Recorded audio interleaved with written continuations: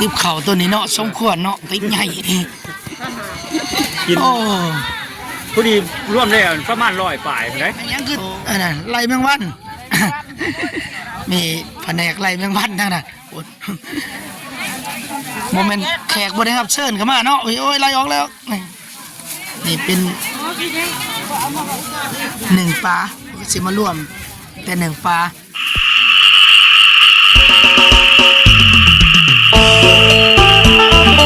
เจ้าสบายดีในยามเช้าๆตอนนี้ก็ท้องฟ้ากำลังแจ่มใสน้อยตะเวนกำลังสิขึ้นแจ้งมาแล้วมีเฮาแล้วก็ลุกไปเด้อแต่เช้าๆตอนนี้ประมาณตีห้าลูกมาแต่เด็กก็มาเฮ็ดกับข้าวพี่น้องเมนูอาหารเรานี่ก็เราเฮ็ดไข่ดาวเพราะว่ามื้อนี้เรากาเกียมสิลงทำบุญบ้านเฮามีพระเดินธุดงค์มาจากพูนมาจากเมืองไซบุรีแขวงสวรรณเขตต่อแขวงขมวนแล้วก็มีพระสงฆ์มาแต่ประเทศไทยเนี่ยเพิ่นเดินขบวนเพิ่นเดินธุดงค์มาผ่านบ้านเฮาก็เลยมาพักเช่าอยู่บ้านเฮาอันนี้เป็นไข่ดาว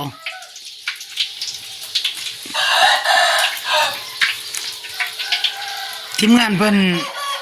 แบ่งหน้าเวียกกันเฮ็ดพี่น้องเอ้ยแบ่งกันเฮ็ดแล้วก็มีผู้เฮ็ดอันทอดน่องไก่แน่แล้วก็ข้าวผัดหลายอย่างเฮ็ดหยังแน่ก็เว้ยเฮ็ดผัดหมูแน่เพิ่นแบ่งกันทีมงานเพิ่นบัดแล้วก็เอามารวมกันแล้วก็เอาไปถวายวัดไปทำบุญพอดีมันท่านตอนเช้าๆจังหัน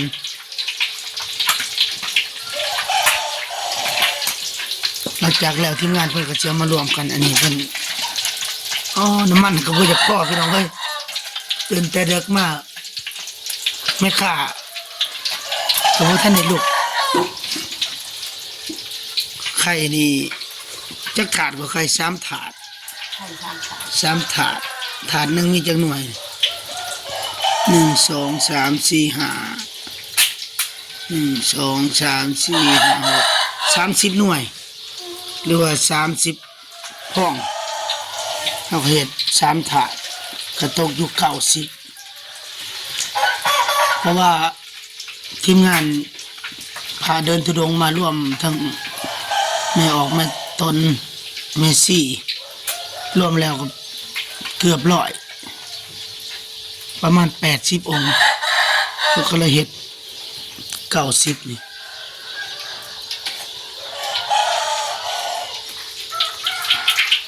อาสิพาพี่พน้องย่างไปเบิ่งเพื่อนข้างๆกันนั่นเพิ่นเฮ็ดเมนูอาหารเป็นหยัง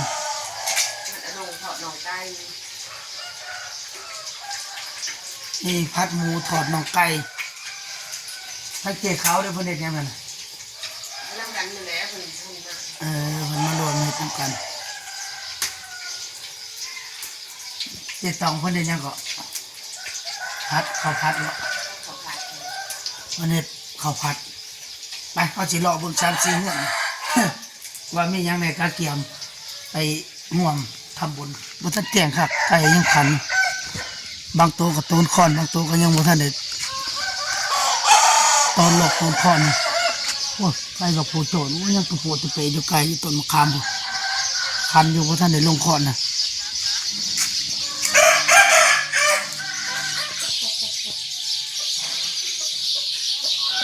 โอ้มาเบิ่งทางนี้เพิ่นเฮ็ดเมนูผัดหมูจนโพดเลยทีมงานเดียวกันพี่น้องเอ้ยแต่ว่าเพิ่นแบ่งหน้าเวียกจังบ่ทันจังหันได้แบ่งกันเฮ็ด พัดแล้วบ่ตัวนี้พัดแล้วเลย3-1พัดหมูพี่น้องเอ้ยแต่ว่าเพิ่นซื้อเอามาเป็นกิโลที่เขาเจ้าเฮ็ดแล้วทุกอย่างแม่นซื้อเอาที่เขาเจ้าเฮ็ดแล้วตัวนี้เฮ็ดหยังตำ เอาปีก เอาพริกเฮ็ดหยังนั่นน่ะ ผัดหมู โอ้ตำใส่ผัดหมู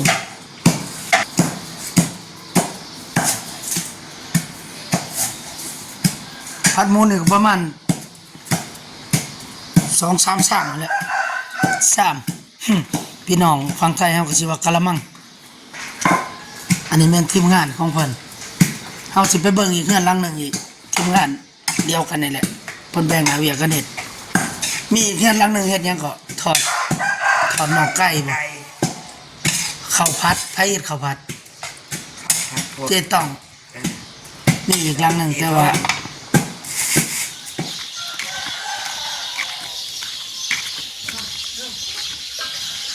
มันลังกำลังนะ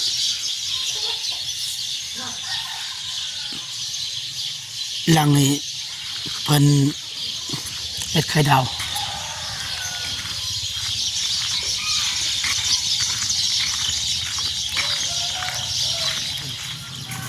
เฮ็ดแล้วบ่จังนี่เฮ็ดหยังตัวนี่ทอดไก่พี่น้องเอ้ยทอดน่องไก่ยังอันนี้ทอดน่องไก่พี่น้องเอ้ยทุกอย่างนี่เฮาซื้อเอาที่เขาเจ้าเฮ็ดมาแล้วมีแต่เฮามาปรุงแล้วก็มาทอด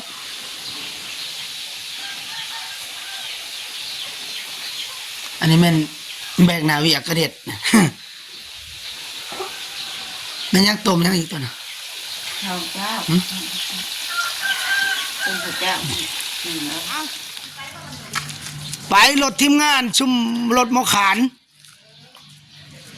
ไปกันจำไปแต่เช้าเล่นรถท้องปานสิครับ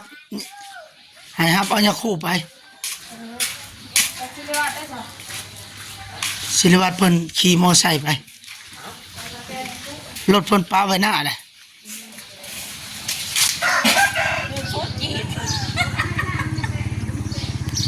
โอ้ไม่ออกเพิ่นได้ยังเนาะเป็นหมอเป็นหมอ ข้าวก็ได้ อ๋อเขาโอ้ตั้งศิริวัตรล้วนเพิ่นหมอได้หมอยังแหละโอ้ได้หมอยังเนาะหมอหุงข้าวโอ้เพิ่นแบ่งนะเวียกกันทั้งนี้แม่นหุงข้าวเนาะหุงข้าวหลายตำบลมาเนี่ยตาเกียมไปกำลังมาเต่าโฮมกัน เอาให้นี่ อ่ะรถทีมงานมาหอดแล้วบ้านเนี่ยเสบียงอาหารเฮาเอาขึ้นใส่รถ เขางงอยู่ ยังในหม้อใหญ่นี่ อันนี้คือ ไม่ยังในหม้อใหญ่นี่ พัด โอ้ตัวนี้ผัดหม้อบักใหญ่เลยตัว ไข่ นี้ ดาวไข่ดาว ไข่ดาวนี่ในหม้อในกระติกนี่แม่น ข้าว ข้าวหุงข้าวกาเกียมทำงานเฮายังบ่ทันได้เบิดอยู่ ย่างข้าวผัดก็มีเนี้ย เดี๋ยวยังบ่ไปที่ขี้ที่กลับเหมือนหลัง ว่าจะขี่พิกาบอกกันเนี่ย โอ้ย ไอ้มาเบิดแล้วบ่ผมก็เบิดกัน ออกต้นยาโยมขึ้นเลยเบิดอยู่ดอกเอาไปเบิดขึ้นมากันนี่ก็เบิดเลยเนี่ยเพราะว่าผู้ขี่รถโมอไซค์ไปก็มีไปเบิด มันอะไรกันสินะมีบอลรถจักรนี่เด้รถจักรนะด้วยค่ะเด้รถจักร พุ่นมาแล้วแม่นบ่หันรถทีมงานนั่นแน่มาแล้วน้ำหลังก็แม่นรถเหลือคนนะบ้านนี่ แล้วก็ลงไปขี่หนีก็ได้ ไปหยุดก่อนหยุดอย่าเพิ่งเพิ่นสิลงไปขี่กันนั่นอีกเพิ่นยังสิแบ่งกันไปเป็นขบวนนี่แล้วเป็นขบวนทีมงานเฮานี่หัวหน้าทีมนี่ทั้งพ่อเพิ่นสายบุญมื้อนี้พี่น้องเอ้ยไปร่วมทีมงานสายบุญ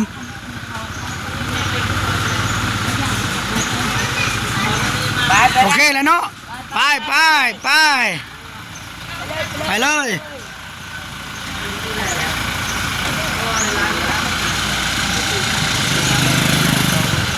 เอาสิขี่รถจักห่างเข้าไปไปทีมงานเอาทีมงานสายบุญมาเนี่ยไปห่วมทำบุญนำเพิ่นไปสิขี่โม่ไซค์ไปเฮาในบรรยากาศอยู่หมู่บ้านเฮายังมื้อเช้าประมาณในตอนนี้เวลา6 โมงกว่าหมู่บ้านเฮาก็สิประมาณนี้พี่น้องก็เป็นหมู่บ้านใหม่มาแต่ไสบ่เฒ่าส่วนหลายเฮือนมีแต่เฮือนใหม่เครื่องใหม่เครื่องปูนพี่น้องเอ้ยไปเฮาก็ได้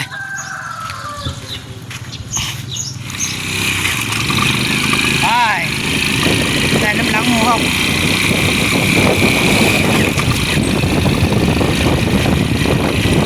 แค่นี้ไปหาวัดป่านี่ก็ประมาณ2 หลักเป็นหมายเกือบ3 หลัก3 หลักเลย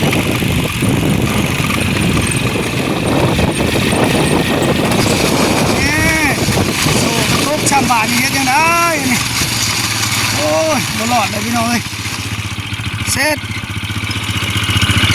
โซ่กระทบชับโอ้ยแหละนั่นบ่ได้บุญน้ำเพิ่นดอกกันนี่รถแหละนี่รถก็ได้ห่างเกินไปพี่น้องเอ้ยโซ่ตกอันนี้มันแข่งโซ่ก่อนให้แต่มาหอดเฮือนสร้างโซ่ตกพี่น้องไว้มาหอดพอดีมาหอดเฮือนสร้างพอดีเอาไปแข่งโซ่แล้วเดินทางต่อไป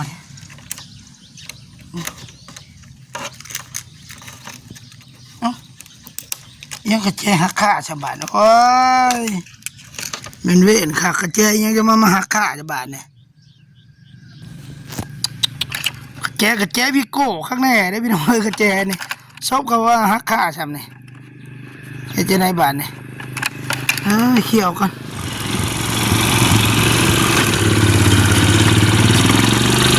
ไอ้พวกขันหมูซ้ำยับ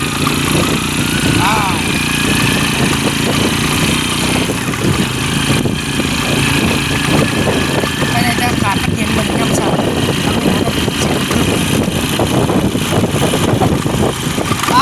ไปแล้วพ่อโอ้เพิ่นบ่ไปแล้วเจ้เพิ่นไปเอ้ยนี่แกเพิ่นตากแกถ้าเขาพาปลาไปห่วงเนี่ยร้าน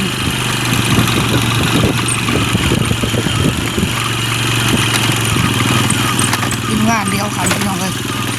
เพิ่นกับเต็มรถคันหนึ่ง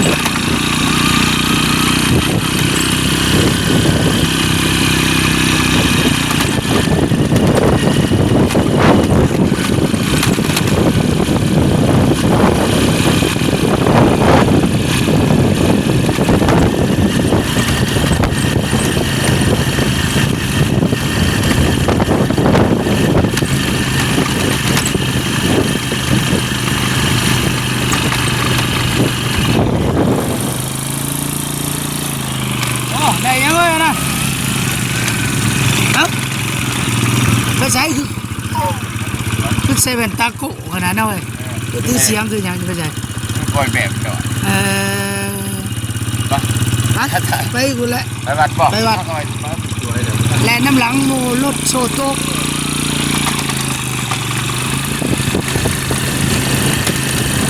เป็นโรงงานหนังดีไปมาเท้าไปแล้วไปวัดป่า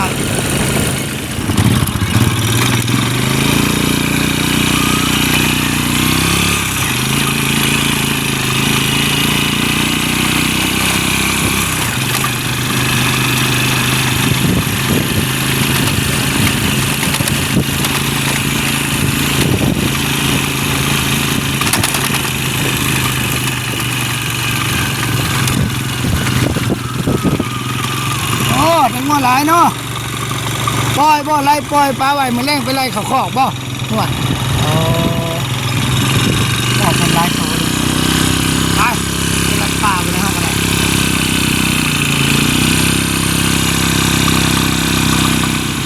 ถ้าเขามาปลาอยู่เพื่อนเพิ่นในหมู่บ้านนะครับอันนี้เป็นคุ้มบ้านดงส้นมาก่อนเนาะลูกสาวหลาเฮาเนี่ย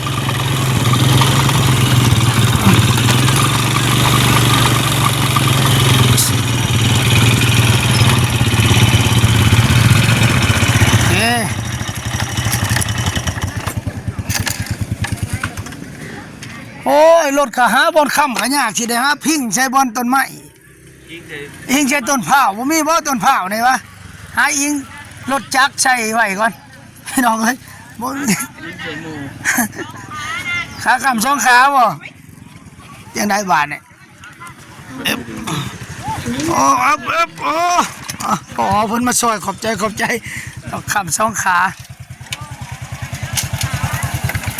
พอดีมาหอดบอนบ้านเพิ่นนี่บ้านดงส้นเพิ่นสิมานั่นอยู่นี่เลยบ่เนี่ยจังหันอยู่นี่เลยบ่โอ้บ่ได้อยู่วัดพี่น้องเอ้ยเฮากายมาแล้ววัดนะทีมงานหลายทีมงานสายบุญพี่น้องเอ้ยนี่แม่นเบิดเลยนี่มีหยังเลยตัวนี้เพิ่นข้าวผัดอาหารการกินผัดกะเพราผัดหมูผัดกะเพราหมูเนาะกระเกียมเพิ่นนั่งบ่แต่คือเฮานั่งเอาไปเบิ่งทางในในครัวเพิ่นหลังจากแต่ละบ้านแต่ละคุ้มเพิ่นเอาอาหารการกินมารวมกันอยู่นี่รวมอยู่นี่แหละส่วนที่จัดแจงตัวพาเดินทุดงแล้วก็แม่ขาวยังนั้นบ่ได้เพิ่นสิตั้งอาหารไว้ในโต๊ะแล้วก็เพิ่นเอาบาตรมาตักเอาเลยลักษณะสิบ่ได้แต่งเป็นพระเขาตัดเข้าไปเบิ่งทางใน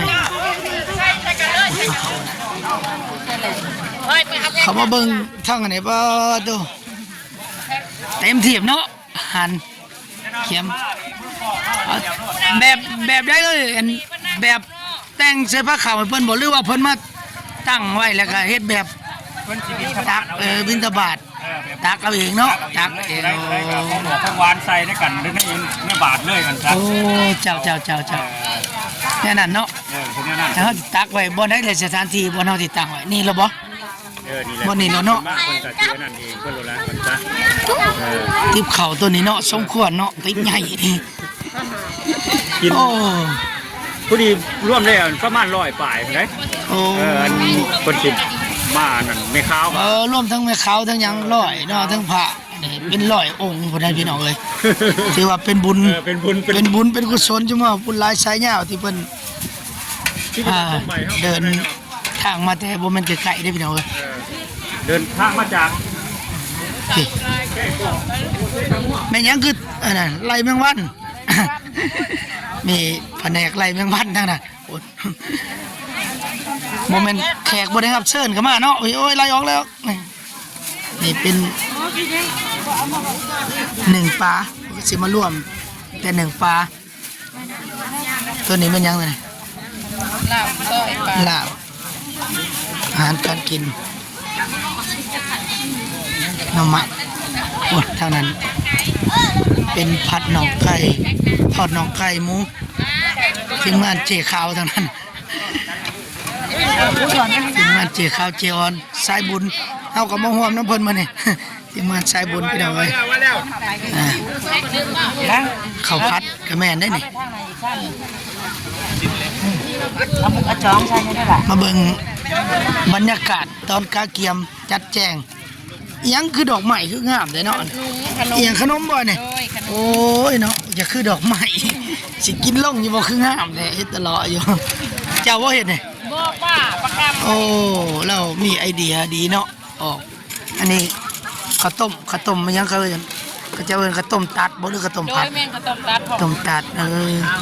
มีกล้วยเป็นน้ำดื่ม ถือว่ามีความปุ่มลุมสามัคคีกันออกมาคุมหน่อยคุมบัดดงมื้อนี้เนาะ อันนี้ก็เป็นออกต้นญาติโยมมาเล่าเกียมหับตอนเพิ่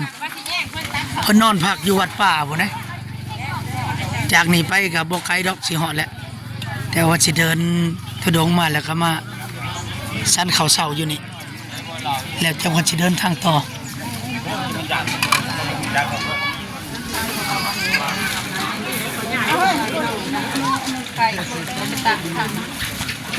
แม่วัดนี่มาแต่เช้าขนาดเนาะ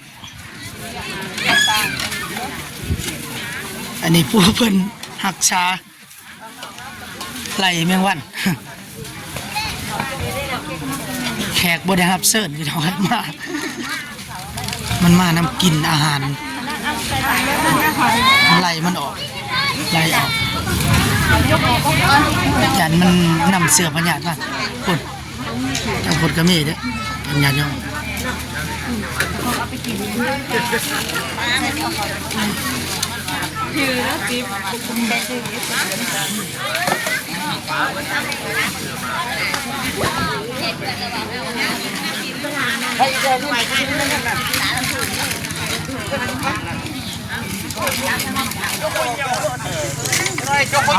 พอดีมันกำลังมากพี่น้องเอ้ยถ้าบอกคนเนี่ยเนี่ยหัวกระตุ้นปิดขนาดตอนนี้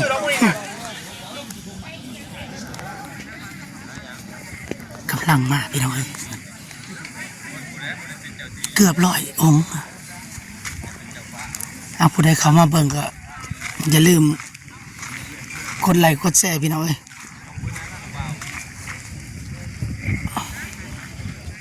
ถือว่าเป็นบุญเป็นกุศลเฮามื้อนี้ที่ได้เห็นพระสงฆ์เป็นจำนวนหลายที่เดินธุดงค์มาผ่านบ้านผ่านเมืองเฮาเดินมาแต่บ่แม่นไกลๆพี่น้องเอ้ยมาแต่เมืองไซบุรี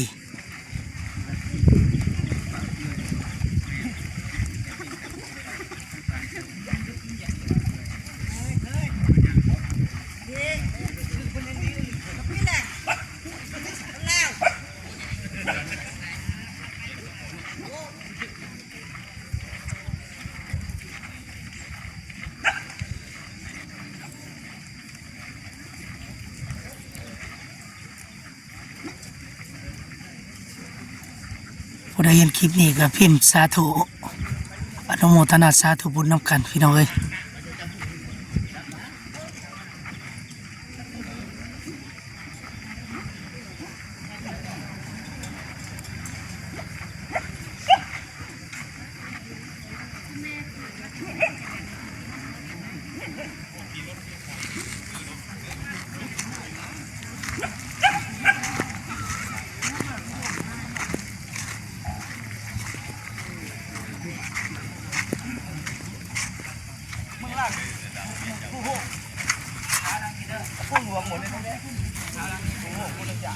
แต่ขนาดนั้น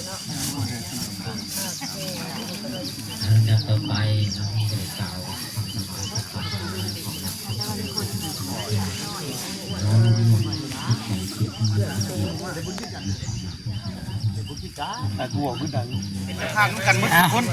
หลังจากฟังเทศนาแล้วก็ได้เวลาเคนพระเขาแต่พระสงฆ์สมณเณรแม่ข่าวต่อ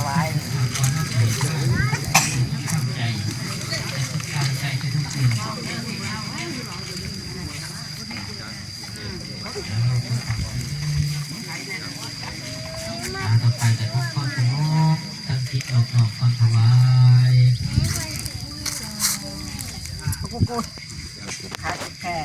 สาธุพร้อมกันสาธุสาธุสาธุโมทามิหลังจากถวายเขียนพระเขาแล้วก็เบิ่งบรรยากาศสงฆ์เพิ่นสิบิณฑบาตเอาเลยอาหารพระทหารก็คือว่าเป็นบิณฑบาตเอาถ ถือว่าได้โอกาสดีมื้อนี้เลิกงามยามดีขึ้นเฮือนใหม่เพิ่นพอไม่ได้เนาะหาได้ยากมื้อนี้นี่เจ้าภาพเพิ่น บ่าวแดง บุญน้ำกันมันทุกผู้ทุกคน พอดีพระเพิ่นเดินธุดงค์มาพักเช้าอยู่วัด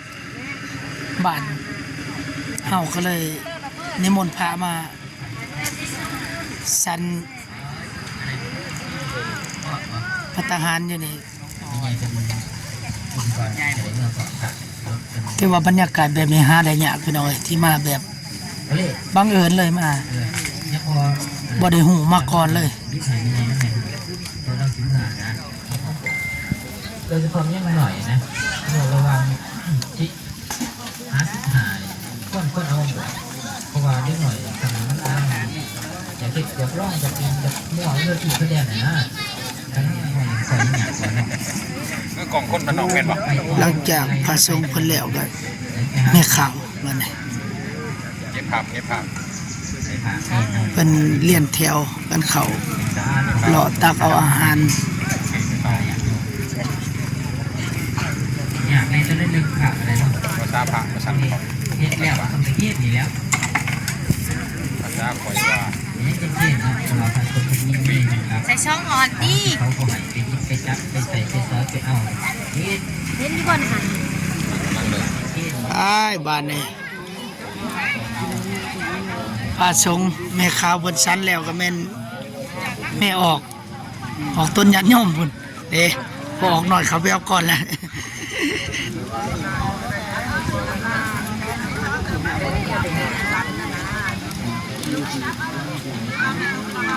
พอออกหน่อยไม่ออกเอาเลย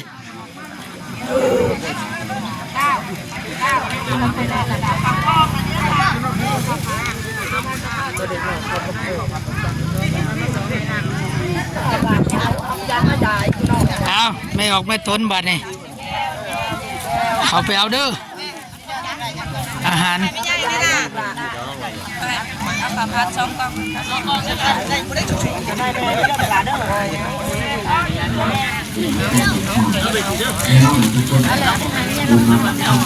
เจียว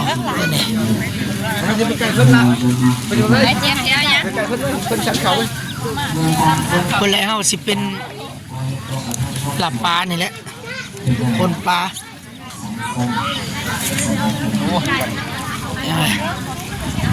นั่นเกี่ยวอ่ะ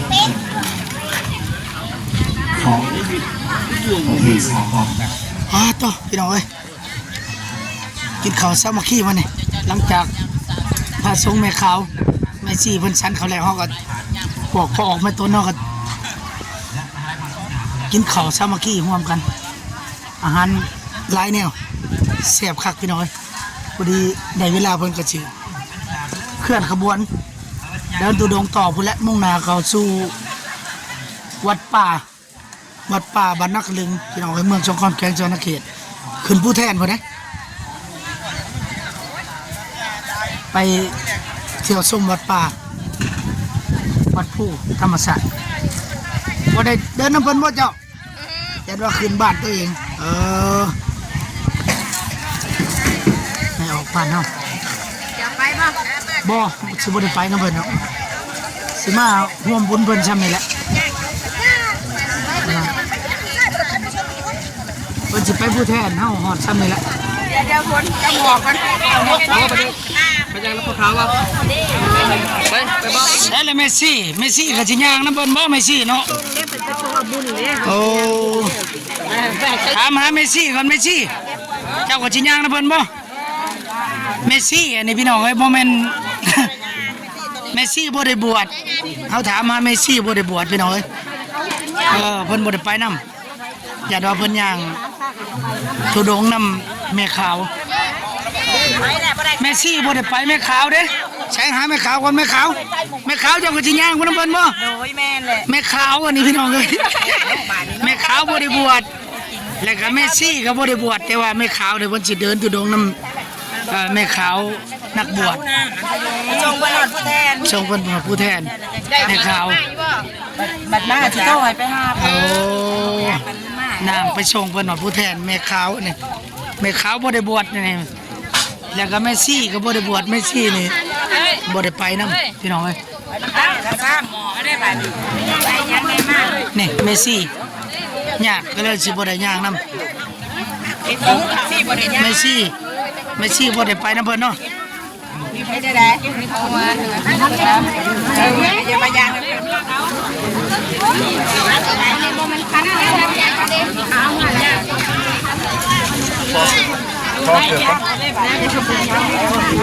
ไปเฮาก็สิได้กลับบ้านก็พี่น้องเอ้ยบัดนี้แต่ว่ามาห่วมเพิ่นซ้ำนี่รถใช่แล้วคันรถเฮาโอ้พี่จอดเทเลอร์อยู่นี่รถจักรห่างเฮาแต่ว่ากระแจนี่ต่างหมู่ได้พี่น้องเอ้ยกุญแจนี่ของวิโก้พุ่นนะหักข่าว